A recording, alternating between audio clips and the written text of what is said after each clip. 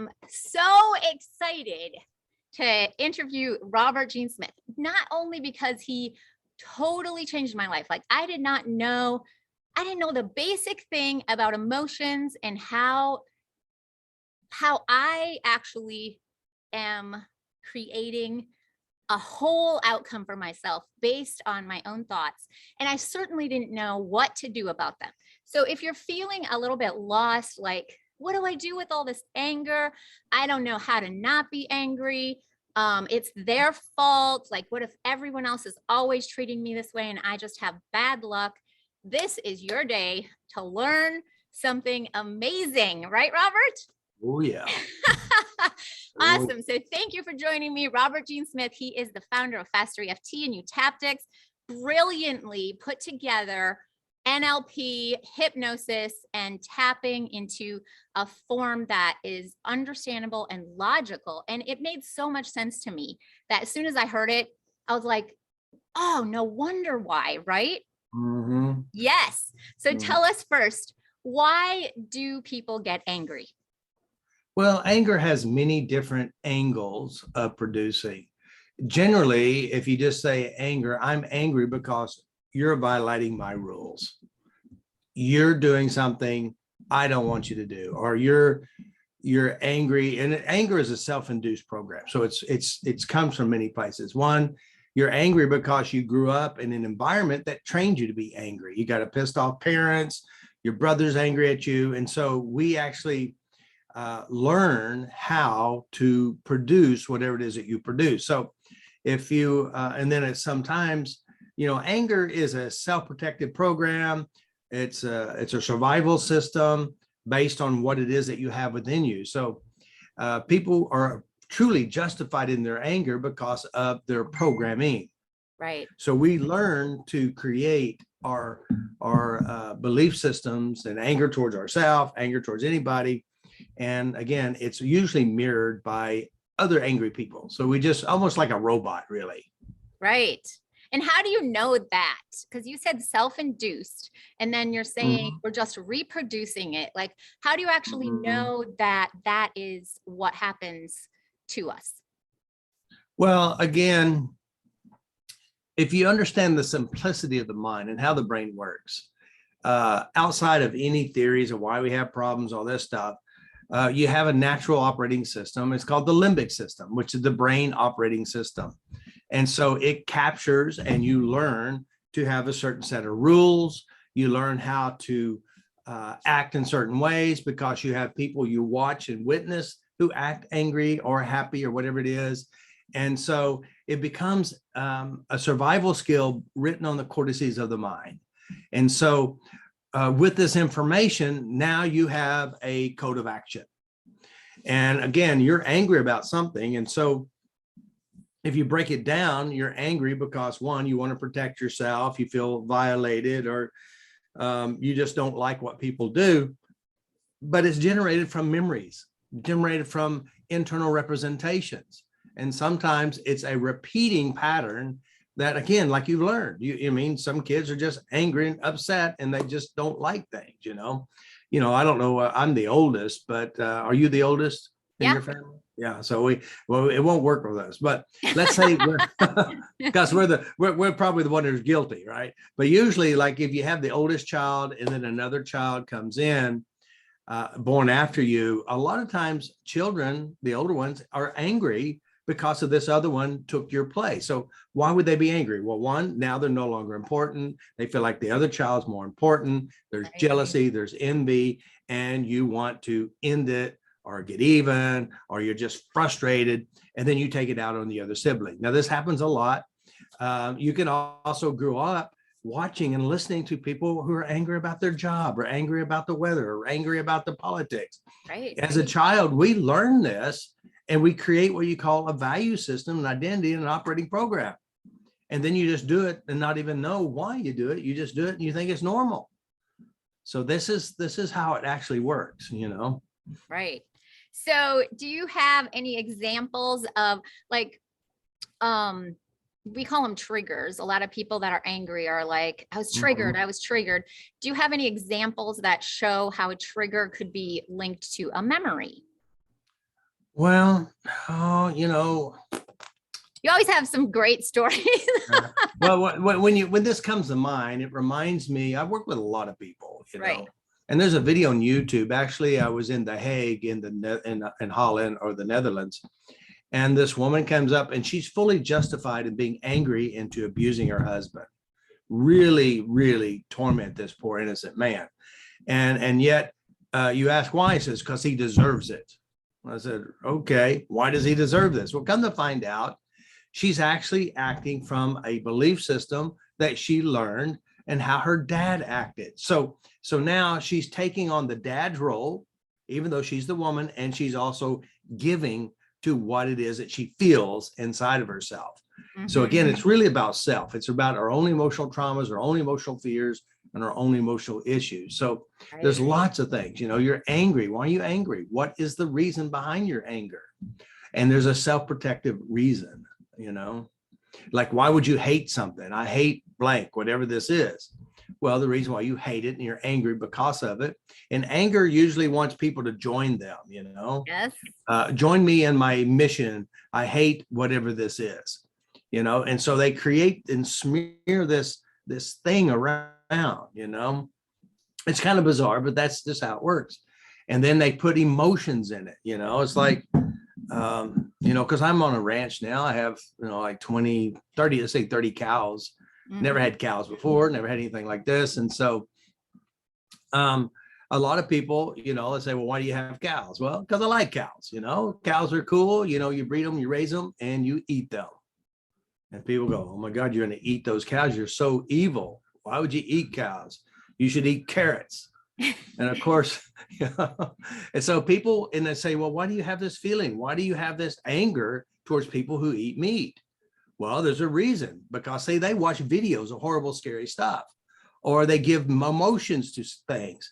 And then they vigilant, very vigilant, and they're angry because people aren't doing it their way, you know. So it's Right. bizarre. So there's a lot of different things. Or they hate, I'm from America and I'm from Oklahoma, and I go to Ireland, and of course we got the Protestants and the Catholics, and one Mhm. hates the other. They'll kill each other, and it's over political. And why did they do that? Well, they go back and they remember that something happened to my dad from a Protestant or Right. from the Catholic side, and so they created what do you call it, an emotional justification for me being mean, and that's Emotional what people do.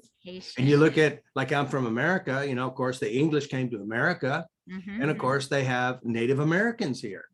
Now, of course, they're Christians, but they see these Native Americans as heathens. They don't even have a soul. And so to them, to justify killing them, because they, in their mind, they belittle them and make them small. Now, that's just not, it's every continent. The natives are destroyed because other people belittle them and justify them within themselves.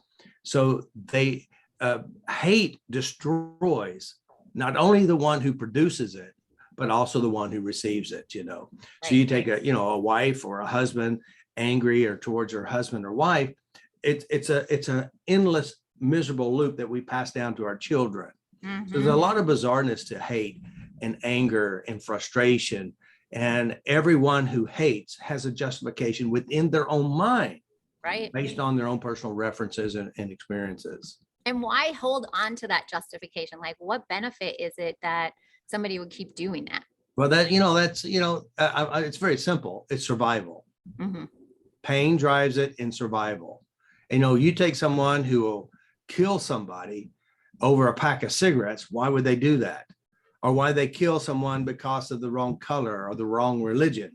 Because in their mind, they justify it.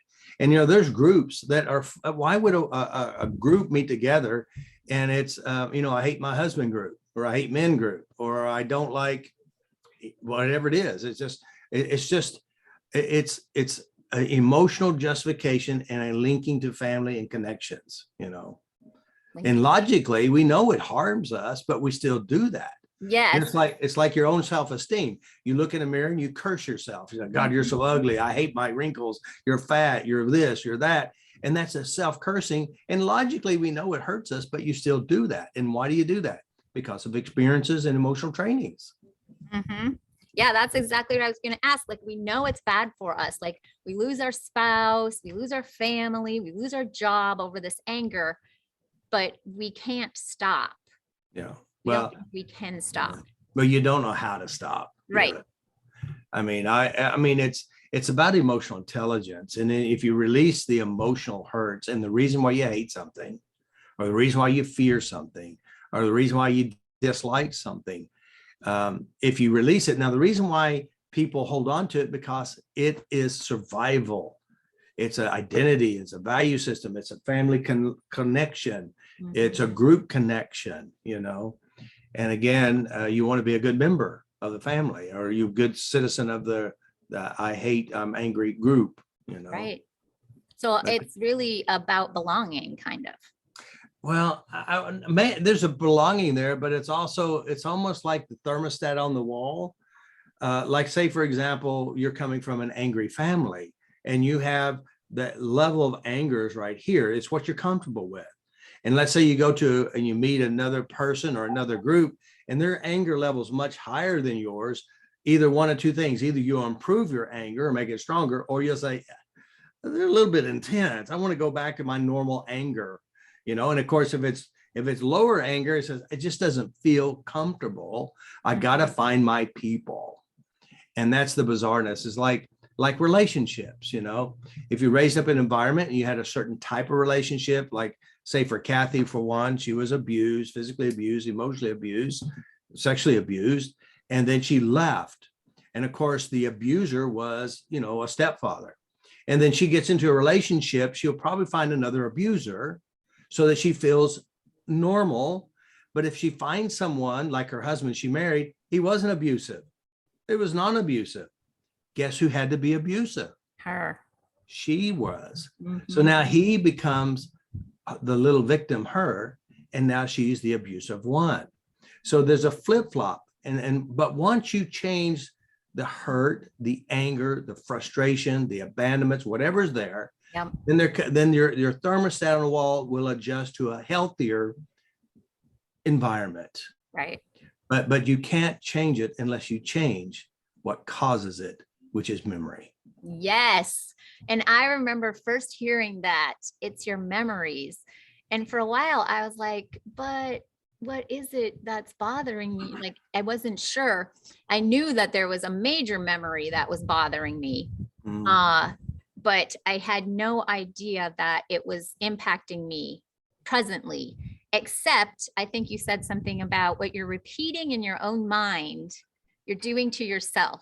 Right. And that's when I was like, oh, my memory is over, but I'm the one repeating this. So tell us, how do these memories influence us? And of course, what we can do about it. Well, it goes back to survival and homeostasis. That means your balance in your life.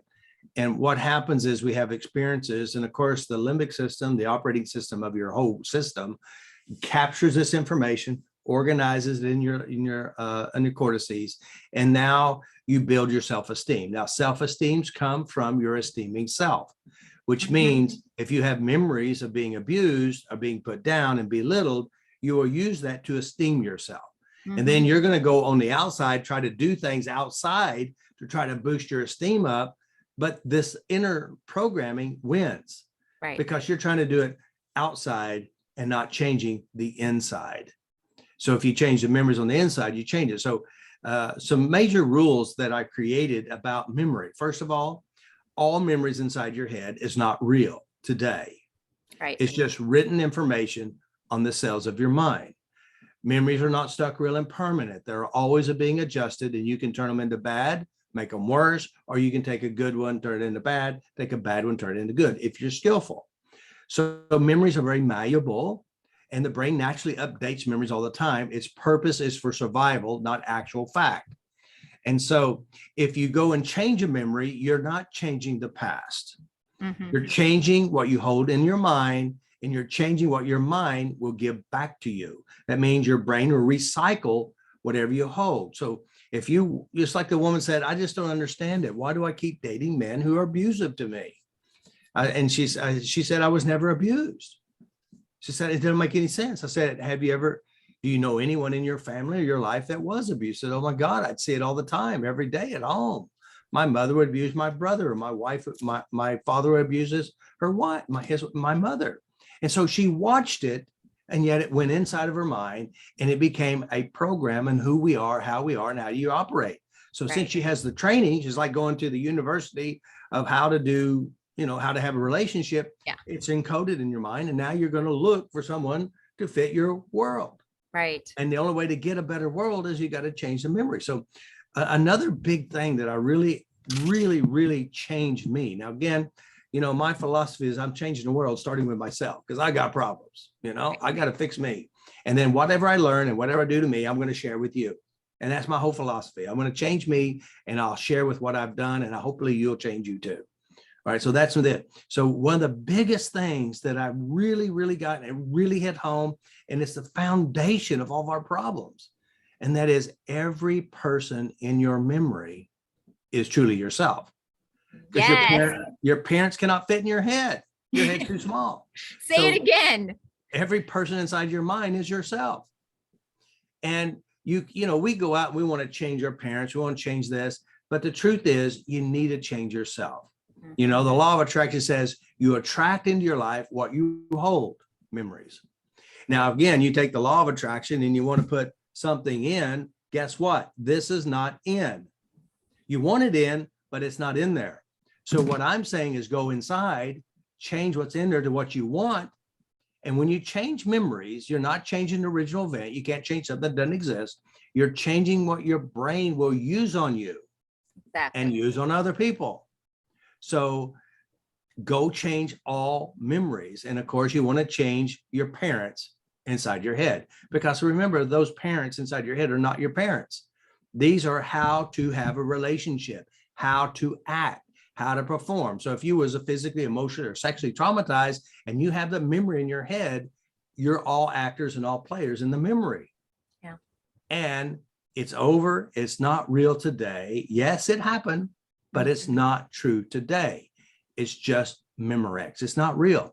Now, the problem is, when you visit a memory, as you visit it, it seems real because you feel it. Right. And what we do is diffuse the emotions. We change the feelings, we change the pictures, and we turn it into what you'd rather have. So if you have a bad memory and you leave it bad, you're going to get again. It's going to happen again. If you take a memory and you rewrite the memory where it's positive, guess what you're going to get in the future? Whatever you rewrite it to. So this is basic 101, how the brain works. A lot of people, because I studied everything, not just NLP, not just tapping, not just EFT, not just everything I could get my hands on, spirituality, you name it, everything, all kinds of modalities. And what I created is a logical, practical, easy to understand, mathematical life change. You do this, you get this. And of course, we talk about hypnosis. What is hypnosis? Of course, I'm coming from the Christian group. And of course, hypnosis is evil and you don't want people to control you. And that's true. But the problem is, you want to be able to control yourself. Exactly. And so that's, that's a big fear that people said, well, are you using hypnosis? I said, no. But again, what is hypnosis? And of course, my definition is, hypnosis is your mind's great ability to imagine and to feel it's real now. So if you go back and visit a bad memory, you just put yourself in a bad hypnotic state. Right. If you go to a happy memory, you remember a happy memory, as you remember it, you feel happy. That's self-hypnosis. So if every day you look in the mirror and you hate yourself and you're angry at yourself, you're angry at your body, you're angry at your husband, you're angry at your job, you're practicing bad hypnosis on yourself. And the bad thing is, you're training your kids to be just as angered. Right. You're hurting yourself. You're spreading the ministry of anger everywhere you go. And by the way, I know you're justified, but the justification is the noose that hangs you and destroys everyone around you. And you, right? Because we know pain, physical problems, all go into that too. Like your body is listening, right? Yeah. Well, your body isn't. I mean, the truth is, a lot of people says my body makes me feel bad. I said, no, it doesn't. It's the brain making what's in your mind seem real. So the body is an innocent, honest expression of the information written on your brain. And Mhm. so a lot of times we're dead up here. We don't know what's going on up here, but we feel it here and we think my body's making me feel bad. The body is an honest expression of memories stored inside the cortices. So you change the cortices, the body change. It's like Sue LaRue, she's had 19 orthopedic surgeries and she walks with a walker. And twice a week, she has to go to chiropractor and get her adjustments. And every week they go out. But when she started doing my work and changing memories, she doesn't need adjustments anymore. Her body stays in alignment because her emotions are in alignment. So this is how the brain actually works. Mm-hmm. And so if you want a better life, it starts inside your mind. Right. So tell us a little bit about how thoughts are produced from memories. Thoughts are produced from memory. Okay. What do you mean exactly? Thoughts are produced by memories. So like people say, I can't stop thinking about this, or I can't think positive, or I can't stop thinking about how angry I am. Or so how does the memory have an impact on those thoughts? Well, again, there are several things about thoughts, or I say memories first. Memory, of course, we have the mind. The mind is what we think with. That means we create our identity. We see the world from a mind, but the mind that we create is because of the information written on the brain. Now, the brain is just data. The mind is what we think with. So we will use our common thinking and we'll access memories in the brain. And then we assess that, or we give it a value, we give it identity, or we give it a personal explanation. Then we create our thoughts based on our experiences. All right. So, and sometimes, like if you go to a training, whether it's a church training or some philosophy training or something, and they're going to train you to think logically or to assess what's written on the brain cells, which gives it an angle of thinking. That doesn't mean it's correct, but it is based on an angle of thinking. Like a lot of things says, well, the reason why you have problems is you blocked energy. Or the reason why you have problems is because of X, Y, or Z.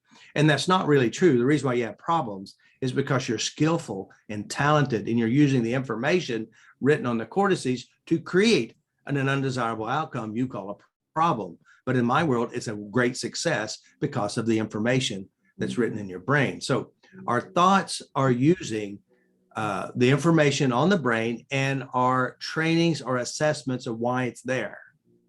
Like I have people people will come into my system. And of course, it's a flip flop from what they were taught to why we have problems.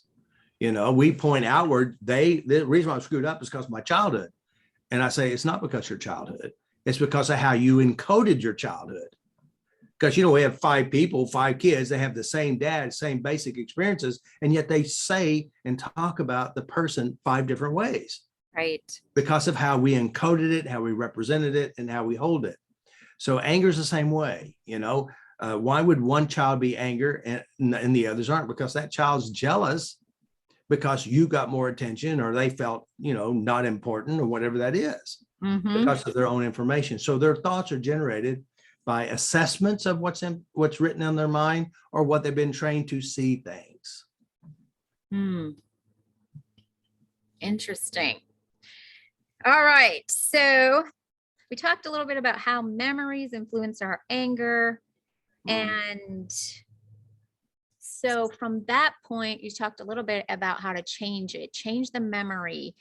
What is the best technique for somebody that's dealing with anger? Because anger so at first we might choose anger, or we might be like, it's okay to be angry about this, or, they have a good justification. But then it feels like, this is what angry people say, it feels like anger takes them over. Yeah. Well, again, it's not like people going, I'm going to choose to be angry. Anger overtakes them. All right. The anger is an unconscious program based on our experiences, ideas, and belief systems that we created and generated. And you act from it without thinking. It's a bad hypnotic trance. And you've watched it, you witnessed this, and you experienced it with other people. Yep. All right. So again, it's logically, we beat ourselves up because we shouldn't act that way. But unconsciously, we act that way because we've been trained and have experiences to support the action. Right. So the only way, again, is to change that is to go to those memories and experiences. And when I say make peace with those, that means change those and rewrite those, diffuse the emotions. Now, the reason why, now here's when I work with people angry, if I get rid of this anger, they get off scot-free. I said, no, they don't. You get off scot-free because you're the one who holds the anger. They could be cold 6 feet under the ground and you're still angry because you are doing anger to you. Right. And you said that we hang ourselves with our own noose, Our own rope. Yeah. Our own thinking. rope. Right. And so what is one way to help people just get a skill? Like what skill would you say is something that can help them put disrupt that anger that happens when they're not trying to be angry? Well, I mean, if I say the smart thing is know how to understand how your brain works. Mm-hmm. I mean, most people are so ignorant about they can use their car better than use their thinking. Right, you know, right. They know how to change the tire. Well, some people do better than they can change a memory. So if what people need to do is like the sages and all the spiritual teachers all around the world, know thyself, know yourself. Now, not just your name and your birth certificate, not the address, but know how your brain is doing it to you. Mm-hmm. So what you want to do is learn how the mental mechanics inside your mind and how your brain is using memories and how to go and change them. I use many processes to create internal shifts and changes. We use a psychosensory process. It's called tapping. You tap to faster T. But if I had people write me and said, I've been tapping all day long and nothing's working. Or they say, I've been using faster T, is nothing working. I said, well, you're not using faster T because faster T is not a tapping system. It's a understanding how the brain works. Go in and change memories. Do this, you get this, and the results will be great. Right. So what you as an individual who wants something better, you've got to know how your mind works and how to change that from inside yourself. Granted, I can teach you how to tap and it could relax you if you're aiming at the right thing. If it's too big, too complex, it may not work because you don't know what you're doing. But understanding how your brain creates images in your mind, it has movies in your mind, it creates sensations in your body or emotions in your body. It has auditory, sounds of your mother or sounds of yourself inside yourself, and smells and tastes all could trigger a kinesthetic angry response based on the information written on the cortices from your childhood life all the way up to now experiences. So if you want a better life, learn how to change memory, know how your brain works. I mean, you have an amazing story. If you know how to change memories, you can change physical pains.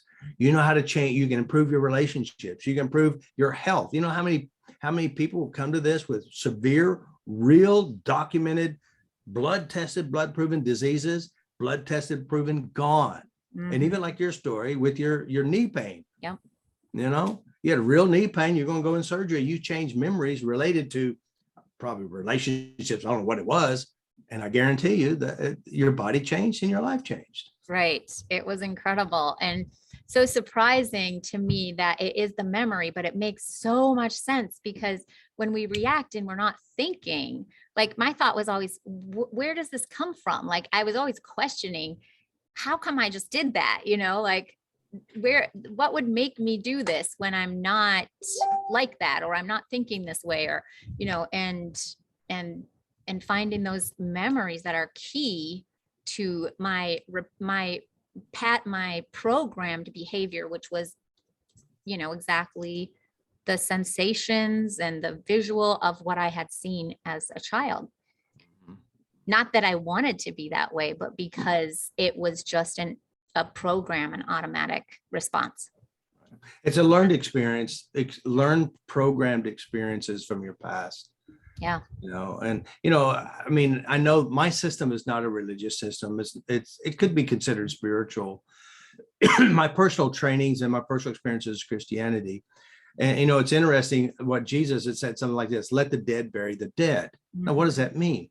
People do the same thing that's always been done. They repeat the same bad pattern. They feel the same bad feelings. They're just as pissed off or angered as their parents, and they continue to repeat a pattern that destroys them. And you know, we've got to learn how to know yourself, update yourself, and improve the quality of yourself. And what you change here, you affect your children. I mean, you definitely have an amazing story, how you know, your husband and your children, your daughters, and, you know, and how it's improved their life because of you. Exactly. There's nothing, as a mom, I wouldn't suggest anything else but learning this, because if you know how to help your kids, then you're so empowered to know that, well, you can live a guilt-free life as a mom. Like, you can actually start to enjoy your kids and not just be feeling so guilty about the incidences that happen in their life. Like, I should have been there for them. I should have done, you know, you can't be, but can you help them adjust and become resilient and totally change their life because you know how to do it, because you're doing it for yourself? Yes. And it's very, very powerful. Yeah, you've got to learn to know you. Yeah. Update you. Yep. Your kids are watching you. You know, it's like somebody said, I just hate myself when I act this way, but I don't know how to act any other way. Right. It just kicks in and I just do it. And then afterwards I beat myself up. Yeah. And you've got to be able to change this. It's so harming. And the sad thing is, it will destroy your life in the end. Yeah. It speeds up death. It hurts everyone around, and it doesn't fix anything. Right. And the shame becomes a cycle too, right? So you do something, you feel bad about it, and then your brain focuses on that. We know about the reticular activation system, and then we repeat it, and it even takes on more power. So, so many good things here. I just love when you say everyone in your mind is you. And I hope that everybody understood that. That means when you replay a memory, your mom, your dad, your grandparents, your abuser, they are in your head. They don't fit in there, like you said. So notice your responsibility in that replaying part of it, right? Yes, it's like we create, it's almost, you know, our brains have this capacity to organize things. And so when we think of Tammy, or we think of mom, we think of dad, our brain has connected all these experiences with them. And when we think of Tammy, we think of mom, we internally create it's like an entity of mom. We created an identity, a value system based on mom. And from that, it's actually ourself, because we're generating and creating it, and we're using this against ourselves. But once you work on your relationship with that person in your life, that whoever it is, and you change how you represent it inside yourself, they change in your mind, and you may even recognize that the person you thought they were are not them, because this thing you create about them has filtered and blocked out who they really are today. Yes. So you've got to really update that, you know. And that I think that's the most powerful technique that I learned, is ultimate forgiveness. I really do, because I didn't know how to forgive, but once I did know how, and it was just the way I saw it, the way I heard it, the way I felt it, and I could update that and change it and make inner peace, then all of a sudden I had a totally different response to that person. Someone could say their name, I could walk in the room and they'd be there. None of it brought up that instant, you know, hate and anger and rage and justification for hurting myself. Yeah. So a lot of people, you know, they have the idea of forgiveness. I need to forgive Tammy, right? So I need to go forgive dad, or need to go forgive whoever.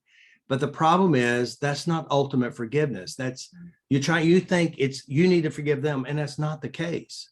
And if you go to say, like Tammy, she's my sister and she's mean, you know, and I want to go forgive Tammy, and Tammy goes, screw you, I hate you. Now what are you going to do? You got another problem. Their fault. So, but ultimate forgiveness, guys, pay attention. Ultimate forgiveness is going inside your mind and changing all the memories, make peace of the memories, releasing the hurtful memories for all the reasons you need to forgive them. It sets you free. Because again, I can forgive someone outside of me, but I don't change the memories of why I wanted to forgive them. I'm still drinking a poison that's eating and rotting away at myself. Exactly. So ultimate forgiveness is changing all unpleasant memories about someone else and about yourself It is about you. And when you set yourself free from it, you're free. They may still have their problems, but Yeah, that's not your problem. Your problem is that you're holding a gun against your own head and being angry all by yourself in the room in which you think about them. It's still exactly. you. Hmm.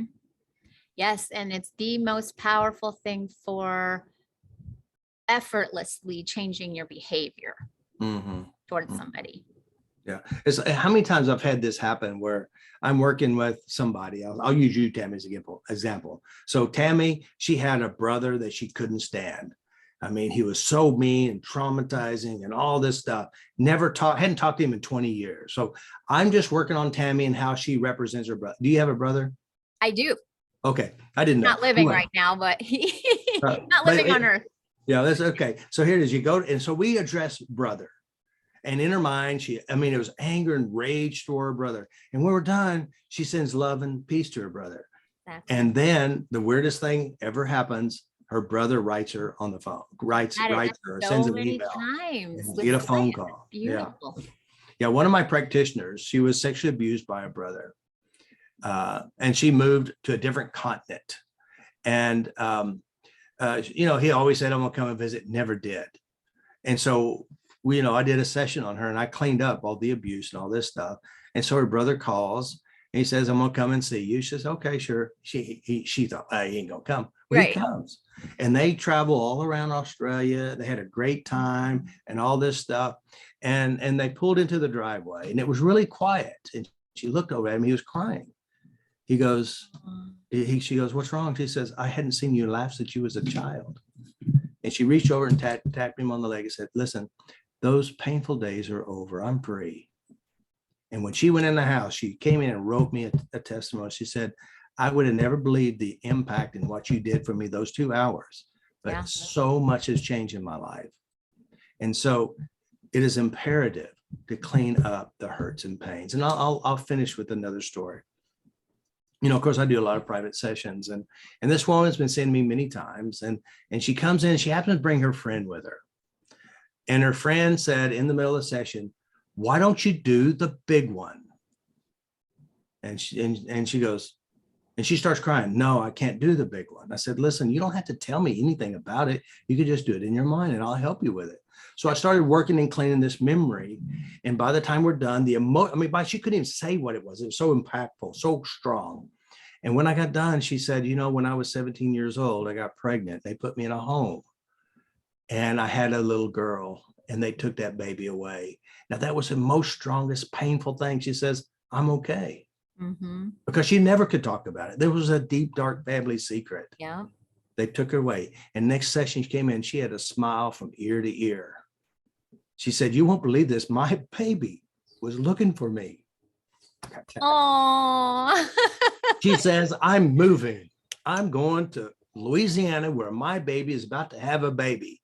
Now, by the way, she never had a child except for that one. She never got married because of the trauma of that one experience. And now she moved to Louisiana to be with her baby and grandbaby, something she would never talk about. She had never mentioned to anybody. It was the deep, dark secret. But once you set yourself free from that, the world opens up to something better. Oh, I've had it happen with clients. I've had it happen with myself. It's just amazing how when we make peace inside ourselves, we do the ultimate forgiveness, which is so incredible. Yeah. Then somehow, some way, the world comes together for us, right? And things change and we react differently. And I just want to say that, you guys are worth it. All right. So just know that if you're angry because someone hurt you, when you do that to yourself, you're devaluing yourself and you're worth healing yourself. You're worth healing all of your traumas and all your memories and all of your pain so that you can have the best life and create a legacy, right?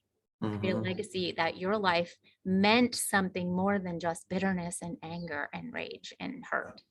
Yeah. Yeah, it is amazing. We've been doing, every month we do tap alongs on Tuesdays and Thursdays.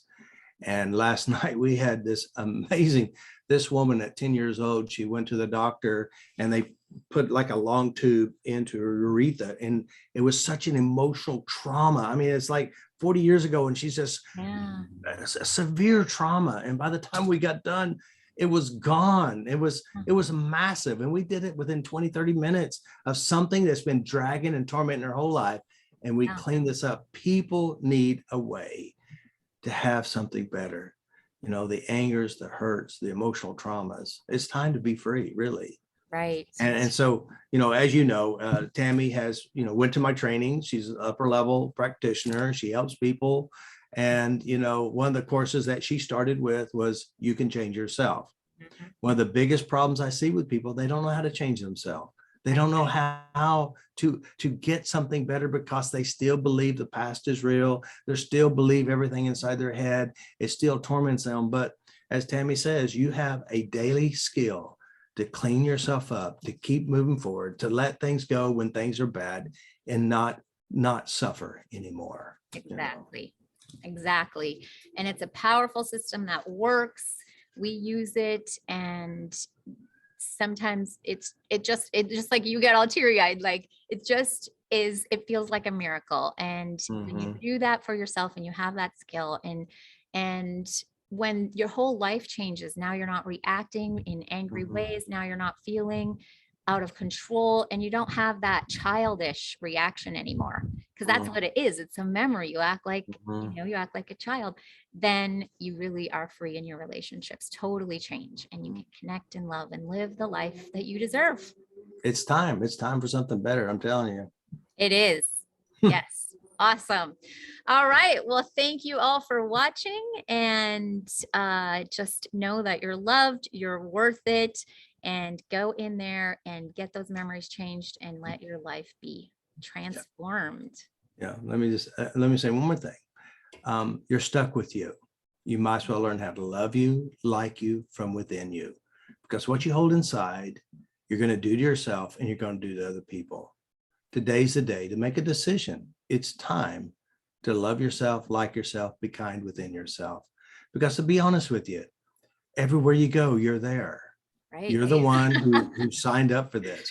You're the one who's always been there to make you go to the classes. You're the one that cried. You're the one that did the list. You're the one. So learn how to be your own best friend and love yourself, like yourself, and heal yourself. As Jesus said, physicians, go heal yourself. He's not talking about doctors. He's talking about you. Learn how to heal yourself by changing yourself. Your cells change every 7 years. Every cell in your body might as well change every one of those bad memories too. Yes. Awesome. Well, that's a wrap. See you. Thank you. You Thank you, all. Tammy. Good Thank job. you. Bye-bye. Bye.